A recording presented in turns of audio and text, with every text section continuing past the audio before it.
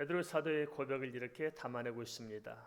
베드로가 입을 열어 말하되 내가 참으로 하나님은 사람의 외모를 보지 아니하시고 각 나라 중 하나님을 경외하는 그리고 의를 향하는 사람은 다 바르신 줄 깨달았도다. 지금까지 있었던 전후 사정을 통해서 베드로는 왜 하나님께서 유대인인 자신을 이방인 고넬에게 보내셨는가 하는 것을 깨닫게 되었습니다. 그래 마침내 베드로는 하나님께서 고넬료를 또 다른 이방인 성도의 전환점으로 삼으셨음을 알고 고넬료가 불러모은 그의 친척과 가까운 친구들 앞에서 복음을 증거했습니다. 하나님께서 자신을 불러서 고넬료에게 보내신 것은 바로 이러한 복음을 증거하도록 하셨다는 사실들을 베드로는 비로소 분명하게 깨닫고 입을 열어 복음을 전하기 시작했습니다.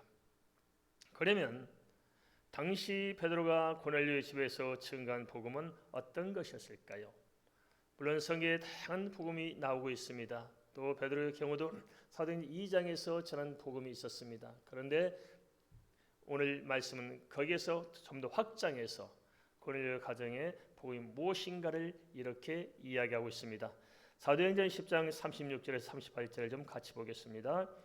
만유의 주 되신 예수 그리스도로 말미암아 화평의 복음을 전하사 이스라엘 자손들에게 보내신 말씀 곧 요한이 그 침례를 반포한 후에 갈릴리에서 시작하여 온 유대에 두루 전파된 그것을 너희도 알거니와 하나님이 나사렛 예수에게 성령과 능력을 기름 붓듯 하셨으며 그가 두루 다니시며 선한 일을 행하시고 마귀에 눌린 모든 사람을 고치셨으니 이는 하나님이 함께 하셨음이라. 베드로 사도가 사도행전 36장에서 38절을 통해서 증언한 복음을 우리가 다시 한번 좀 구체로 정리하자면 그렇습니다. 첫째, 복음이 뭐냐? 복음의 근원이 어디서 시작되었는가 하는 것입니다. 어디서부터 복음이 출발됐을까요? 그 복음의 근원은 주 예수 그리스도라는 것입니다. 그러기에 구약시대나 신약시대나 종말시대나 영원토록 한 분 예수 그리스도 외에 다른 복음은 없는 것입니다. 구약시대 때도 예수 그리스도를 믿고 구원받고 신약시대 그 예수를 믿고 구원받고 마지막 종말시대도 다른 예수가 아니라 바로 그 예수를 믿고 구원을 받는 것입니다. 여기에 덧붙인 것은 전부 이단입니다. 둘째, 복음의 성격은 화평이라는 것입니다. 오직 예수 그리스도만이 십자가의 대속을 통해서 하나님과 사람 사이에 막혀있던 모든 죄의 담을 허시고 하나님의 그 죄의 진노로부터 건져내셔서 우리에게 화평을 주시는 분입니다. 복음의 통로, 셋째, 복음의 통로는 그럼 어디냐? 어떤 걸 통해서 우리가 복음을 받느냐? 그것은 이스라엘 자손들을 선택해서 복음의 통로로 삼으셨다는 것입니다. 하나님께서는 이스라엘 백성을 메시아가 오시는 통로로 삼으셔서 그 계시의 말씀을 주셨고 메시아 오시는 혈통을 이렇게 따라서 메시아 오시게 하셨고 또 하나님을 섬기는 언약의 제사가 무엇인가를 그들을 통해서 우리에게 주셨습니다. 예수님께서 그리스도의 심은 또한 세례 요한 때부터 공식으로 선포되었다는 것입니다. 우리는 후대에 예수께서 그리스도임을 선포된 줄 알지만 그렇지 않습니다. 구약시대 때부터 아담과 하와 때부터 예수께서 우리의 그리스도이심을 선포하셨고 신약시대 때는 예수님께서 드러나서 그리스도임이 알려지기 이전부터 세례 요한에 의해서 요한복음 1장 29절 세상 죄를 지고 온 하나님의 어린 양이라고 공식적으로 선포되었던 것입니다. 그리고 그 복음이 지속적으로 전파되어 오늘 우리에게까지 미쳤습니다. 다섯째, 복음의 차별성은 어디에 있느냐 하는 것입니다. 우리가 믿는 예수 그리스도의 복음이 다른 이유가 어디 있느냐? 그것은 하나님께서 나사렛 예수께 성령과 능력을 기름 붓듯 하신 데 있다고 성경은 말씀하고 있습니다. 이는 성부 하나님과 성령 하나님께서도 성자 예수님께서 그리스도이심을 증언하신 것입니다. 단순히 사람이 증언하기 전에 이미 성부 하나님이 예수께서 그리스도임을 증언하셨고 성령 하나님께서 친히 증언하셨고 물론 성자 예수님께서도 친히 증거하셨습니다. 여섯째, 복음에는 능력이 있다는 것입니다. 그럼 복음의 능력은 어디 있느냐? 구체적으로 역사적인 사실을 들어서 성경 이야기하고 있는데 예수님께서 행하신 선한 일과 마귀에 들린 모든 사람을 고치시고 그것을 나타내신데 그 안에서 우리는 예수 그리스도의 능력을 볼 수 있다는 것입니다. 실제로 예수님께서는 복음을 전파하셨고 가르치셨고 각종 병든 자와 마음 상한 자와 귀신에 짓눌린 자들을 치유하시고 복음의 능력으로 회복해 주셨습니다. 믿으십니까? 이 사실은 오늘 우리에게도 성취될 것입니다. 예수 안에서는 우리가 복음의 말씀을 들을 수 있을 뿐만 아니고 그 복음의 말씀을 믿는 자에게 그대로 역사하는 능력을 우리가 경험하게 될 것입니다. 일곱째, 그래서 우리가 예수 복음을 믿을 만한 근거가 뭐냐? 누가 보증을 서느냐? 확실한 보증이 있느냐 하는 것입니다. 복음을 신뢰하고 의지할 수밖에 없는 이유가 있는데 그것은 바로 하나님께서 친히 주관하신 것이고 베드로와 고넬을 만나신 것을 통해서 충분히 확신할 수가 있을 것입니다. 증거가 있다는 것입니다. 이러한 복음을 믿는 자는 구원에 이르고 거역한 자는 구원에서 제외될 수밖에 없다는 사실을 안다면 분명히 천국이 있고 분명히 지옥이 있고 예수 그리스도의 복음을 믿는 자는 그 지옥의 그 심판에서 건진받고 영원한 천국의 소망을 가지고 살 수 있다는 사실들을 우리가 참 진정으로 가슴 깊이 깨달아 알고 믿을 수 있다면 얼마나 가슴 벅찬 감동이 있겠습니까? 예수 믿고 구원받은 것 때문에 그냥 잠이 안 올 정도로 신나는 사람이 있으십니까? 가슴이 뛴다. 가슴이 너무 뛰어서 신경 안정제를 먹고 살아야 된다 하시는 분 계십니까? 대부분 아무 생각이 없으시죠. 아무 감각도 없고 아무 생각도 없고. 우리가 예수 믿고 구원받았다는 것을 생각하면 이건 천만다행 아닐까요? 천만다행이다 이게. 베드로전서 1장 20절에서는 예수님께서는 창세 전부터 미리 이렇게 계시됐던 분입니다. 미리 알려진 바 되었지만 그 말씀이 말세에 육신을 입고 오시는 것으로 성취된 것은 바로 하나님의 말씀대로 되어 있다는 것이고 그래서 우리는 말씀대로 되는 것을 통해서 우리는 예수 그리스도를 신뢰하고 그 복음을 믿을 수가 있을 것입니다. 우리의 구원 역시 마찬가지 아닐까요? 우리는 어쩌다 이렇게 와서 예수 믿은 줄로 생각합니다. 내가 살다 보니까 친구 따라 강남 간다고 교회 왔다가 내가 예수 믿겠거니 하고 생각하셨습니다. 그러나 그렇지 않습니다. 이미 하나님께서는 내 영혼을 구원하시고자 창세 전에 이미 하나님의 계획이 시작되었다는 것입니다. 그 은혜로 말미암아서 우리가 예수 믿게 되었습니다. 에베소 1장 4절은 이렇게 기록하고 있습니다. 그 창세전에 그리스도 안에서 우리를 택하사 우리를 사랑 안에서 그 앞에 거룩하고 흠이 없게 하시려고. 그러면 우리는 좀 실감할 수 있어야 될 텐데 불구하고 별로 이렇게 아무 생각 무슨 감각이 없는 건 도대체 왜 그런지 모르겠습니다.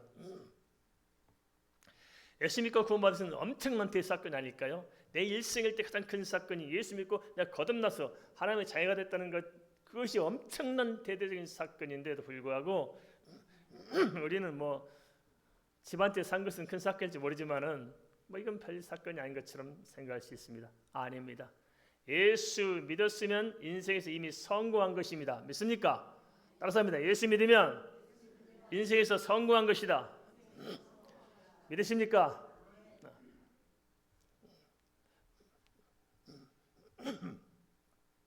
그렇다면은 베드로 사도를 비롯해서 당시 제자들이 생명의 위협을 무릅쓰면서까지 예수님께서 유일한 그리스도이심을 증언했는데 그 이유는 어디에 있었을까요? 우리는 이런 사실을 알지만 생명 걸고 전에 안 전해요? 생명 걸기는 고사하고 귀찮아서도 안 해요. 우리는. 그렇죠? 좀 귀찮아. 관심이 없어. 그렇지만 당시 제자들은 귀찮고 관심 없고 그런 차원이 아니고 아예 이 복음을 위해서 내 자신의 전생을 바치고 그뿐 아니고 내 생명까지 바쳤어요. 죽을 줄 알면서도 그냥 불 가운데 뛰어들면서 복음을 전했던 것입니다. 그럼 그 이유가 어디 있냐는 것입니다. 뭐 때문에 그렇게까지 해야 되느냐? 왜 이렇게 인생을 다 올인하고 예수를 전하다가 그렇게 예수 때문에 죽어야 되느냐? 도대체 제자들은 뭐 때문에 그렇게 하셨을까 하는 것이 우리가 좀 생각해 봤으면 좋겠습니다. 그 점에 대해서 사도행전 10장 39절 41절 이렇게 말씀하고 있습니다. 같이 보겠습니다. 사도행전 10장 39절 41절 함께 있습니다. 우리는 유대인의 땅과 예루살렘에서 그가 행하신 모든 일의 증인이라. 그를 그들이 나무에 달아 죽였으나 하나님이 사흘 만에 다시 살리사 나타내시되 모든 백성이 하신 것이 아니요 오직 미리 택하신 증인 곧 죽은 자 가운데서 부활하신 후 그를 모시고 음식을 먹은 우리에게 하신 것이라.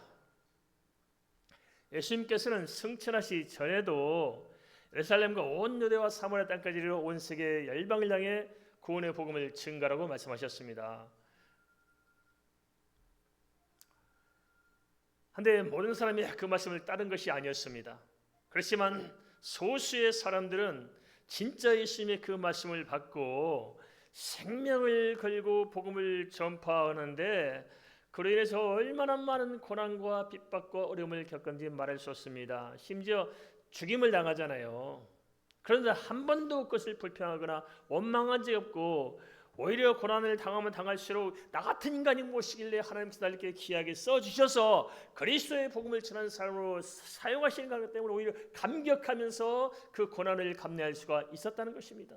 그럼 도대체 이유가 뭐냐? 그렇게 할 수 있는 이유가 뭐냐? 도대체 제정신이냐 하는 것입니다. 어떻게 인간으로 제정신을 가지고 그렇게 다 팽개치고 복음 전하며 살 수 있느냐? 뭔가가 있어서 그럴 거 아니겠습니까? 죽음을 불사하고 복음을 증가할 수밖에 없던 분명한 이유가 있었을 것입니다. 사도행전 10장 39절 41절에서 베드로 사도는 예수께서 그리스도임을 증언할 수밖에 없는 이유를 밝히고 있는데 그것은 자신들은 예수님과 동행하면서 모든 사건을 직접 눈으로 보고 체득했기 때문이다. 보았다는 거예요. 함께 했다는 거예요.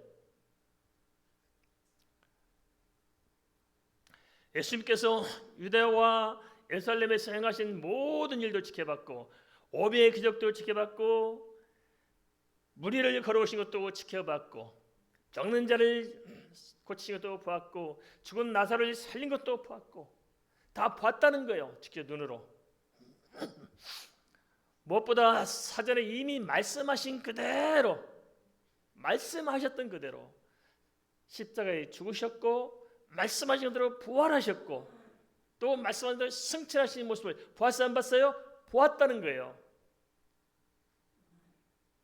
특별히 베드로 사도는 여기서 무엇을 언급하냐면 부활의 예수님과 함께 음식을 먹었다는 일을 추가적인 증거로 제시하고 있습니다. 40일 동안이나 예수님께서 이 땅에 머물러 가셨거든요.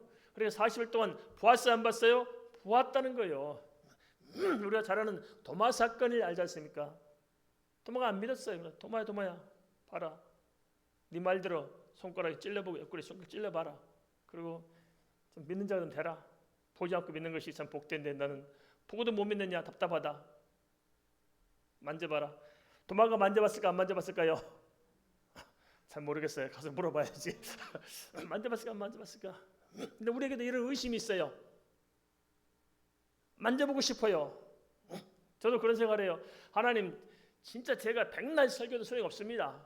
제가 지금까지 1년 설교한 것도 아니고 몇십 년 설교했지만 아직까지 예수 안 믿고 뻔뻔하게 다 안 믿기로 작정한 분들이 있는데 내가 설교해서 뭔 소용이 있겠습니까? 지금 한 번쯤 오셔가지고 악수 한번 다 하시고 한번 가시면 얼마나 좋겠습니까?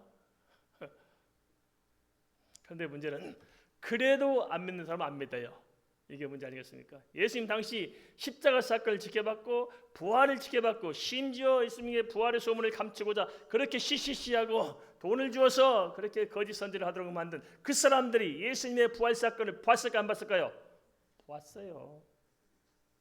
본다고 믿는 게 아닌 거예요 이게. 그래도 불구하고 제자들은 예수 그리스도의 모든 사건을 지켜본 거예요. 그렇기 때문에 부인할 수가 없는 것입니다. 그러다 성령을 받았습니다. 그러기에 그들은 생명을 걸고 예수님께서 우리의 그리스도며 예수를 믿는 자는 구원에 이르는 사실을 정확히 알고 확신 있게 증거할 수가 있었던 것입니다. 우리가 믿는 복음의 말씀 그대로 예수께서 믿는 자들에게 구원의 능력이 되는 것은 바로 이 십자가 부활은 사도들 앞에서 이미 보여준 그대로, 그들이 증언한 그대로 역사적인 사실이기 때문입니다. 믿습니까? 예수의 십자가는 역사적인 사실입니다. 눈의 이야기지만 우리는 사실을 믿고 사실과 사실로 이어진 역사를 통해서 우리는 예수를 믿는 것입니다. 우리는 철학이나 사상을 믿는 것이 아닙니다. 종교 철학을 붙들고 살아가는 것이 아닙니다. 인간이 주는 신념을 붙들고 사는 것이 절대 아닙니다. 우리는 분명히 살아계신 하나님이 이 세상에 오셔서 친히 역사적인 증거로 보여주신 명확한 사실을 우리는 붙들고 예수 믿는 것입니다.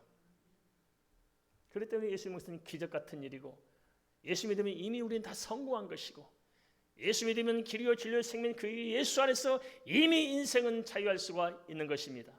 병들어도 가난해도 실패해도 멸시를 당해도 우리는 이미 승리했습니다. 믿습니까? 우리는 하나님 안에서, 예수 안에서, 진리 안에서 복음을 붙들고 있는 이상 우리에게 실패는 없고 우리에게 사망은 없습니다. 우리에게 심판은 없습니다. 이런 사실에 대해서 사도행전 10장 42절에서 43절은 또 이렇게 강조하고 있습니다. 사도행전 10장 42절에서 43절을 함께 읽겠습니다. 우리에게 명하사 백성에게 전도하되 하나님이 살아있는 자와 죽은 자의 재판장으로 정하신 자가 곧 이 사람인 것을 증언하게 하셨고 그에 대해 모든 선지자도 증언하되 그를 믿는 사람들이 다 그의 이름을 힘입어 제사함을 받는다 하였느니라. 예수 그리스도께서는 산자와 죽은 자를 최종적으로 심판하실 분으로 누구든지 예수 그리스도를 믿으면 예수 그리스도의 대속의 은혜를 입어 구원에 이르게 되는 것입니다. 예수 믿으면 구원을 받습니다. 믿으십니까? 요즘 알겠지? 예수 믿으면 구원을 받은 거야. 앞으로 구원을 받는 것이 아니고 믿는 순간 구원을 받은 거야. 알겠지? 이 복음에 대해서 로마서 1장 16절 17절은 이렇게 선포하고 있습니다. 내가 복음을 부끄러워하지 아니하노니 이 복음은 모든 믿는 자에게 구원을 주시는 하나님의 능력이 됩니다. 먼저는 유대인에게요 그리고 헬라인에게로다.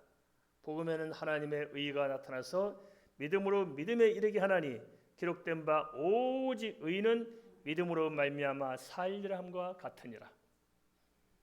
복음은 믿음으로 말미암아 구원에 이르게 하는 하나님의 능력이라는 것입니다. 이어서 사도행전 10장 44절에서 46절, 사도행전 10장 44절에서 46절을 함께 읽겠습니다. 베드로가 이 말을 할 때에 성령이 말씀 듣는 모든 사람에게 내려오시니 베드로와 함께 온 할례 받은 신자들이 이방인들에게도 성령 부어 주심으로 말미암아 놀라니 이는 방언을 말하며 하나님 높임을 들이밀으라. 베드로 사도가 복음 증거를 마치자 고넬료와 그 자리에 함께 있었던 모든 사람에게 성령의 충만한 역사가 나타나게 되었습니다. 그리고 오늘 성령 강림 때 있었던 것과 같은 방언이 나타났습니다. 이래서 베드로와 함께 온 할례 받은 신자들은 이방인들에게도 성령을 부어주시고 자기들이 나타났던 것과 같은 방언의 역사까지 나타나자 놀랐다고 기록하고 있습니다. 그렇다면 이러한 사건을 통해서 하나님께서 말씀하고자 하는 바는 무엇일까요? 왜 이런 말씀을 하시냐 하는 것입니다.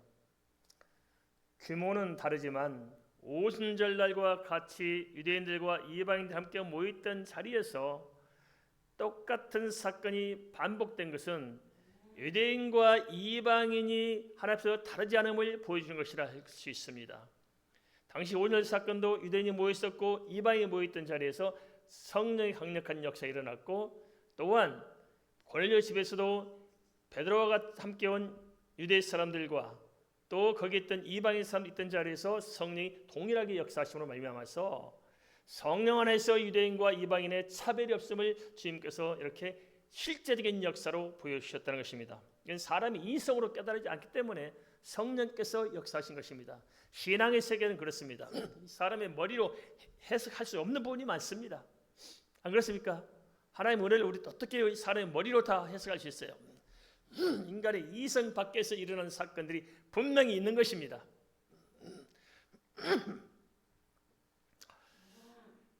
이로써 하나님께서는 모든 혈통적인 편견을 깨고 복음 전도의 문을 예루살렘과 온 유대와 사마리아 지경을 넘어 땅끝까지 활짝 열어 저시었음을 알 수 있습니다.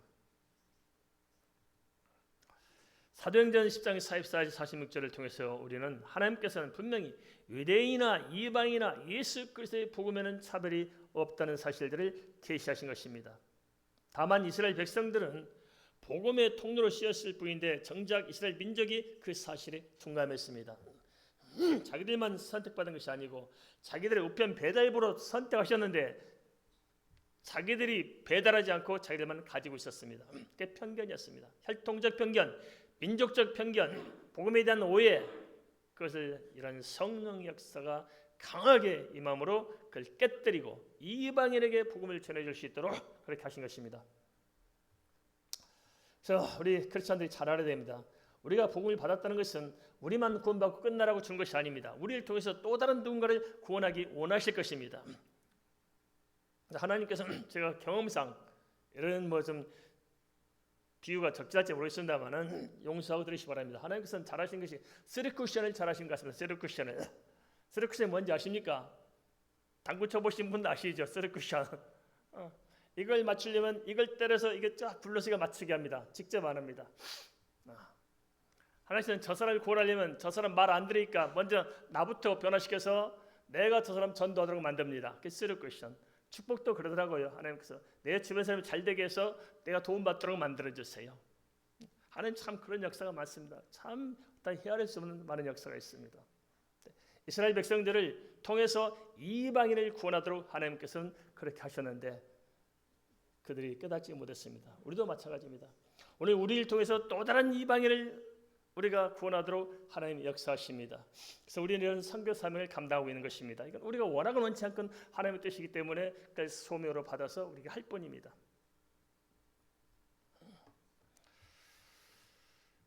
성령 역사는 시간과 공간을 넘어서서 계속 진행될 것입니다.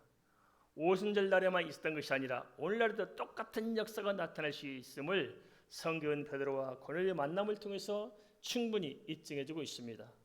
말하자면 오순절 성령의 그날 있었던 역사는 단회적 사건이 분명하지만 그렇지만 그때 성령이 한 번 역사하고 끝난 것이 아니라 그와 같은 성격의 성령의 역사는 오늘날까지도 계속된다는 것입니다. 우리에게도 일어날 수 있다는 것입니다. 믿으십니까? 오늘 우리에게도 이런 사건이 필요할 것입니다. 이런 역사, 성령이 강하게 역사하지 않다면 우리는 무엇을 가지고 주의 복음을 전할 수 있고 우리가 어떻게 성령 역사하지 않는데 우리 힘으로 세상을 살아낼 수가 있을까요?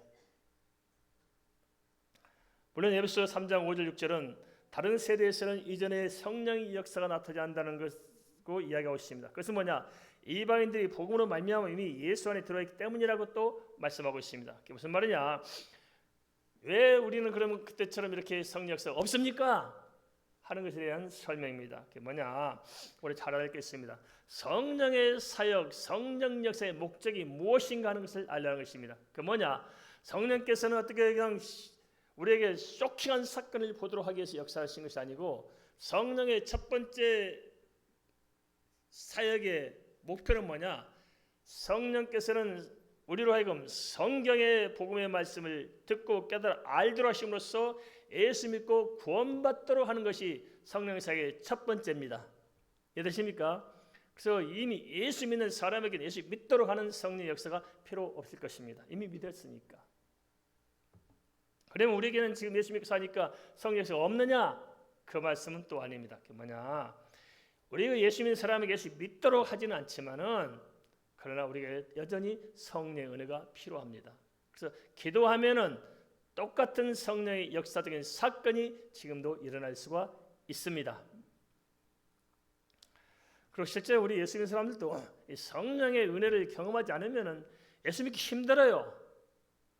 우리가 정말 힘있게 예수 믿고 사는 것은 성령께서 일마다 때마다 붙잡아주는 사실을 알고 체험함으로 말미암아서 우리가 예수 믿고 사는 것이지 맹숭맹숭의 머리만 가지고 이렇게 공부한다고 예수 믿어집니까? 아니잖아요. 장작을 아무리 쌓아놔도 한겨울철 우리가 따뜻합니까? 소용없어요.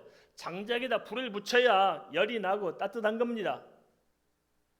그래서 우리는 한편은 말씀, 한편은 기도, 그래서 말씀과 기도로 성령 충만해야 우리가 예수 믿는 재미가 있고 하나님이 역사하신 것을 우리는 보고 힘있게 신앙생활할 수 있는 것입니다. 이렇게 되기를 주의 이름으로 축원드립니다. 하나님은 살아계시고 성령은 지금도 역사하시는데 왜 우리는 하나님이 안 살아계신 것을 믿고 왜 성령이 역사 안 하는 것처럼 우리는 믿어야 됩니까? 이상하잖아요. 우리가 하나님이 살아계시는데 살아계시면 살아계신 증거가 있을 거 아니겠습니까? 왜 초대교회 때만 역사하고 우리에게는 역사하지 않겠습니까? 하나님은 시대와 역사를 뛰어넘어서 항상 역사하십니다. 믿으십니까? 우리에게도 지금도 역사하실 것입니다. 초대교회 때만 병자가 고쳤습니까? 아니에요. 지금도 나을 수 있습니다. 초대교회 때만 성령을 보여줬습니까? 아닙니다. 지금도 성령을 보여주십니다. 그래서 성령이 강하게 역사해야 하나님의 일들이 되어지는 거예요. 성령이 역사하지 않으면 절대 죄일은 되어지지 않습니다. 안 되는 겁니다. 성령이 역사하면 약하지만 강한 자를 부끄럽게 할 수 있는 것이고 성령의 역사하면 없는 자가 있는 자를 부끄럽게 할 수 있는 것입니다. 하나님의 역사를 매일매일 우리가 경험할 수 있는 것입니다. 우리 종교는 그렇습니다. 우리가 지금까지 세계를 섬겨온 것도 우리가 뭘 있어서 그렇습니까? 아닙니다. 성령께서 우리 종교를 사용하시기 때문에 우리를 통해서 열방의 복음이 전해진 것이 아닐까요? 성령이 역사하시면 되는 겁니다. 그래서 늘 강조하지만 믿음으로 은혜 받고 살자는 것입니다. 따라서 하겠습니다. 믿음으로 은혜 받고 살자. 그러면 되는 것입니다. 알겠습니까? 병들어서 두렵습니까? 예수님이 알고 계십니다. 불신 때문에 피곤하고 지쳐 있습니까? 주께서 아십니다. 주님께서 우리를 사랑하십니다. 우리와 함께 하십니다. 그래서 주님께서 나에게 최선의 길로 인도하실 줄 믿습니다. 할렐루야. 두려워하지 말고 놀라지 말고 평안하십시다. 우리에게 없는 것은 환경편에 부족한 뭔가가 아니고 우리에게 없는 것은 성령의 은혜 아닐까요? 성령이 결핍되어 있습니다. 영혼 구원도 참 하나님께서는 참 치밀하셔요. 영혼군에서 삼위 하나님의 역할은 창세 이미 삼위 하나님 사이 협약을 통해 작정되었습니다. 성부 하나님께서는 구원의 모든 역사를 주관하시고요. 성자 예수님께서는 구원을 위해 죄를 대속하는 대속물이 되시고 성령 하나님께서는 선포된 복음을 믿고 각자가 구원 얻도록 개인적으로 적용하는 일을 담당하셨습니다. 따라서 지금도 성령의 역사가 없이는 구원에 이를 수도 없는 것이고 성령의 역사가 없이는 예수 믿는 것이 정말 지루하고 답답해요. 똑같이 예배하지만 어떤 사람은 성령에 붙잡아준 사람이 있습니다. 어떤 사람은 아무 생각이 없는 사람이 있습니다. 집에 가스불 끄고 앉는지 않는지 지금 그것만 생각하고 계시죠? 빨리 끝나고 친구 만날 계획만 세우시면 되실 거예요. 단 한 번이라도, 단 한 번만이라도 예배에 승리하십시다. 할렐루야. 예배에 승리하십시다. 하늘의 문을 여십시다. 막힌 흑암을 젖히고 성령의 역사를 나의 역사로 만드십시다.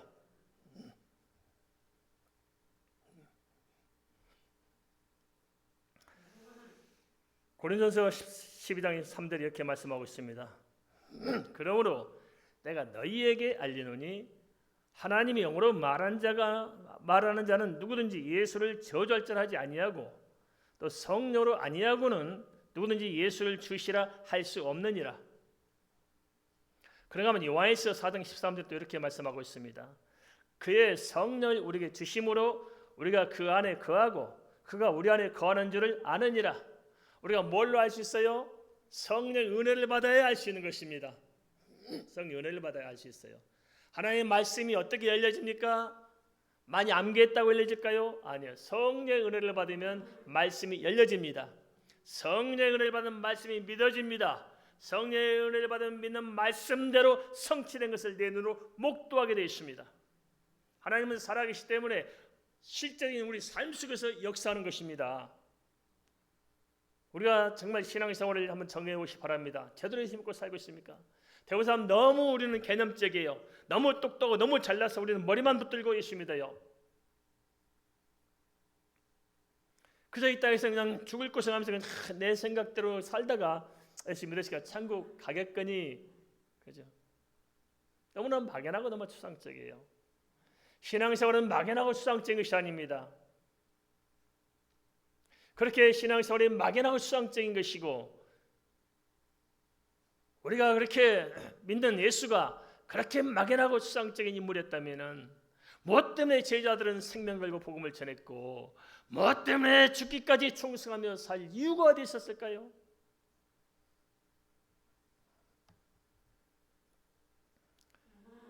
저는 이렇게 개인적으로 성경 읽으면서 좀 마음에 좀 와닿는 분들이 있습니다. 특히 이제 구원의 문제 생각할 때는 가만 생각해봐요. 가장 예수 믿기 힘든 사람이 누구였을까? 누가 제일 예수 믿기 힘들었을까? 예수님 당시에 보면 저는 야고보였던 것 같아요. 예수님의 육신의 동생 야고보. 그래 자기 형제들도 예수님을 창피할 생각했잖아요. 아휴, 동네 창피하게 무슨 그리스도라 그러십니까? 하지 말고 저기 그냥 예루살렘 가서 그냥 동네 창피하게 거기서 하든 말든 좀 제발 좀 거기 가서 하시오. 창피하게 생각해요. 형을 창피하게 생각해 예수님을. 당연하지 않겠어요, 그죠?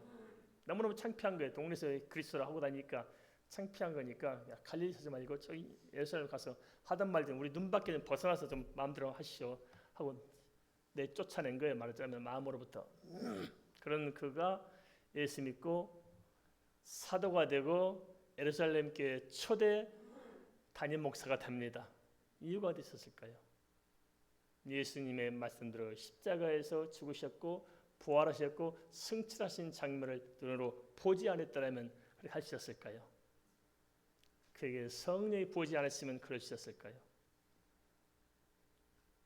또 하나 예수 믿기 힘든 사람이 바울이었을 것 같습니다. 예수 믿는 사람 죽이러 다니는데 어떻게 예수 믿고 죽이러 다니는 사람을 죽이러 다니는 사람들이 자기가 예수 믿고 거꾸로 됐을까요?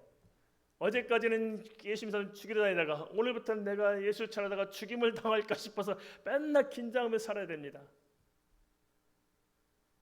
왜 그럴까요? 하나님이 실제로 우리 가운데 오셨기 때문에 예수께서 실제로 죽으시고 부활하시고 승천하셨기 때문에. 그런데 그전에 몰랐을까요? 그 시대 바울도 알았을 거 아니겠어요? 십자가 사건은 뭐 유명한 사건이었고 부활 사건 유명한 사건이고 승천은 다 유명한 사건인데 왜 몰랐어요? 성령이 역사하지 않으면 보고도 보지 못하고 들어도 듣지 못하고 만지면서는 모르는 거예요. 그래서 성령의 역사가 필요합니다. 이와 마찬가지로 제자들도 그래서 오늘 성령이 역사하고 나서 이들에게 확 열린 것이고 베드로도 성령에 붙들리고 바울도 성령에 붙들렸기 때문에 깨달아지고 알아지고 믿어진 것처럼 오늘 우리도 성령이 필요합니다. 할렐루야. 오늘 성령 같은 성령 우리에게 임해야 압니다. 100번 성경 읽고 안다고 하는데 모르는 경우가 얼마나 많아요. 저는 그런 것 같아요. 우리가 이렇게 안다 하는데 모르는 게 참 많아요. 우리가 죽음을 압니까? 몰라요. 아는데 잘 몰라. 병들어 고통당하는 사람들을 알 수 있을까요? 심정을 몰라. 내가 아파보지 않고선 아픈 사람 잘 몰라요. 그죠? 일어날 수 있어. 아픈 그 고통이 그 절망이 무엇인지 우리는 모를 수 있어요. 내가 죽음의 자리에 부딪혀보지 않고는 죽음이 무엇인지 잘 몰라요. 죽음의 자리에 부딪혀보면 비로소 알게 돼요.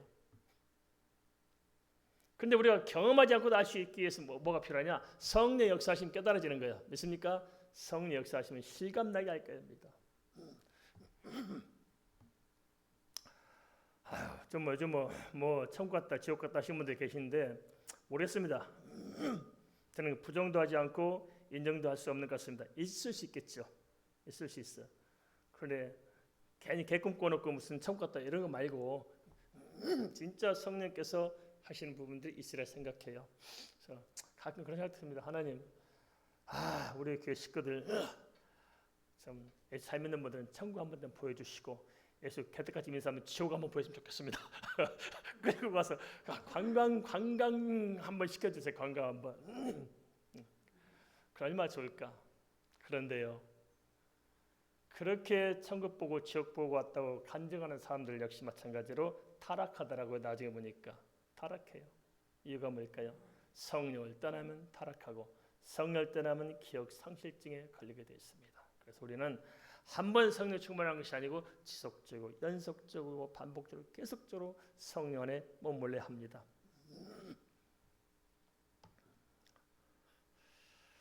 사도행전 10장 47절 48절에 보면 하나님께서 베드로와 고넬을 만나도록 하신 것은 분명한 뜻과 계획이 성취되었음을 보여주고 있습니다.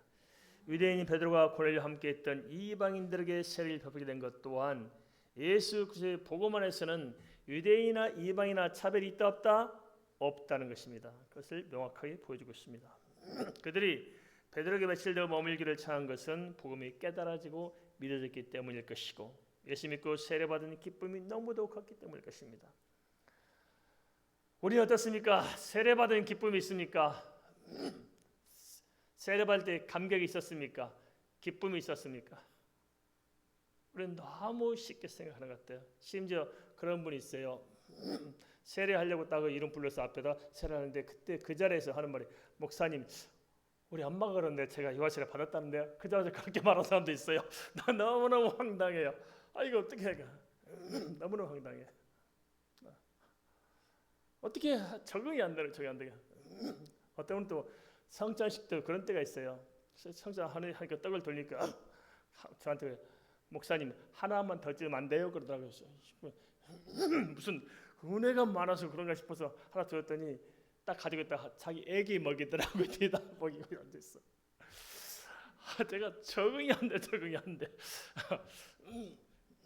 우리가 예수 그리스도의 은혜를 이렇게 받아들이고 이런 수준에서 신앙생활하는데 무슨 성령의 역사가 있고 무슨 감격이 있고 무슨 소망이 있고 무슨 능력이 있고 무슨 역사가 있겠냐고요. 그런데 그런 사람들 문제일까요? 실제 우리는 어떻게 하고 있습니까? 우리 믿음의 실체는 뭐냐는 거예요. 너무 안타까운 거예요. 이런 것들이. 그러니까 감각이 없는 거예요. 감각이. 식물이 인간처럼 예수 믿고 살아서 되겠습니까? 깨어나십시다. 하나님은 살아계십니다. 깨어납시다. 일어섭시다. 매일매일 예수 그리스도 안에서 가슴 벅찬 감동을 가지고 살아보면 어떨까요? 그렇게 한번 해봅시다. 하나님이 살아계시니까 우리가 만나보는 것이고 기도해서 응답받고 매일매일 좀 팔팔팔 뛰면서도 예수 믿고 살아야 감격이 있고 은혜가 있고 기적이 있고 그러지 않겠습니까? 예수는 이런 거예요. 우리는 죽은 신앙 붙들고 살아서 안 됩니다.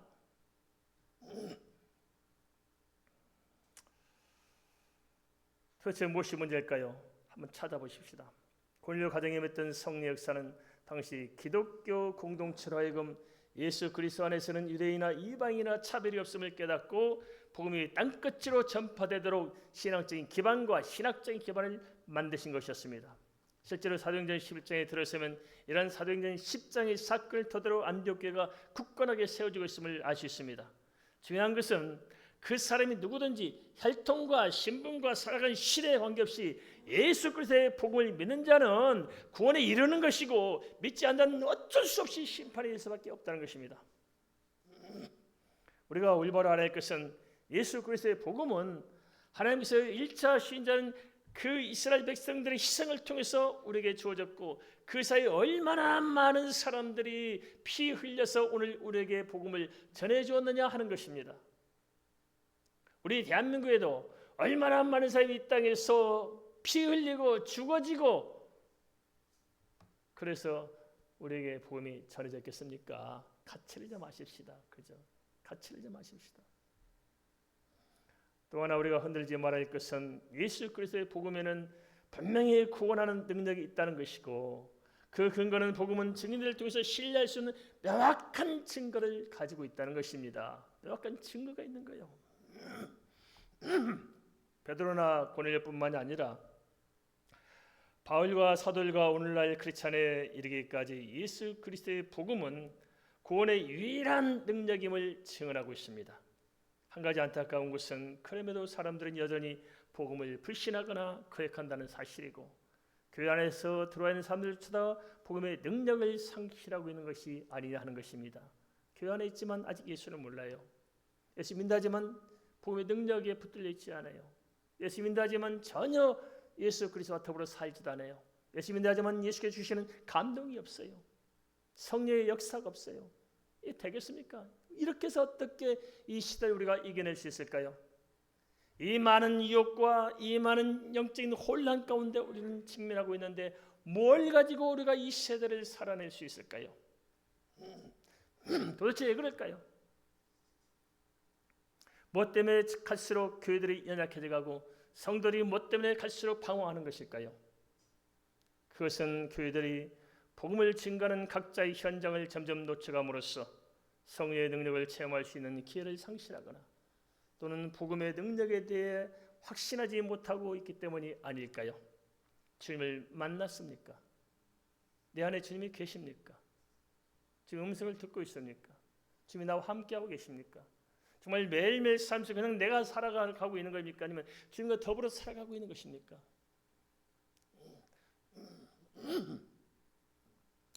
고린도전서 1장 22절에서 24절은 이렇게 말씀하고 있습니다. 유대인은 표적을 구하고 헬라인은 지혜를 찾으나 우리는 십자가에 못 박힌 그리스도를 전하니 유대인에게는 거리끼는 것이요 이방인에게는 미련한 것이로되 오직 부르심을 받은 자들에겐 유대인이나 헬라이나 그리스도는 하나님의 능력이요 하나님의 지혜니라. 하나님의 능력과 하나님의 지혜로 사십시다. 할렐루야. 주 안엔 능력이 있습니다. 주 안엔 지혜가 있습니다. 유대인이든 헬라인이든 우리가 어느 나라 사람이건 어느 시대에 어디서 살고 있든 모든 사람에게 예수 그리스도는 구원의 능력이며 또한 그 시대 그 자리에서 삶을 승리하도록 이끄는 하나님의 능력인 것입니다. 고넬료 가정 안에서 선포된 복음과 성령의 역사는 오늘 우리에게도 예수 그리스도 안에는 구원의 능력이 있음을 다시 상기시켜주며 성령 안에서 주님께서는 항상 우리와 함께 하신다는 사실들을 명확히 밝혀주고 있습니다. 그리고 그와 같은 역사는 오늘 우리의 삶의 현장에서도 다시 반복되고 있다는 사실들을 성경은 분명히 말씀해주고 있습니다.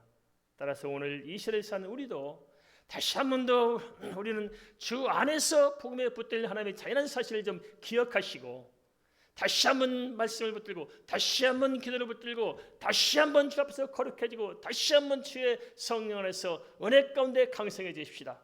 하나님은 살아계십니다. 주님은 우리의 복음이십니다. 그 복음 안에서 우리가 다시 한번 능력을 회복해 나가고 또한 우리의 사명도 회복하고 우리 삶도 좀 우리가 새롭게 바꿔갈 수 있기를 주의 이름으로 축원을 드립니다.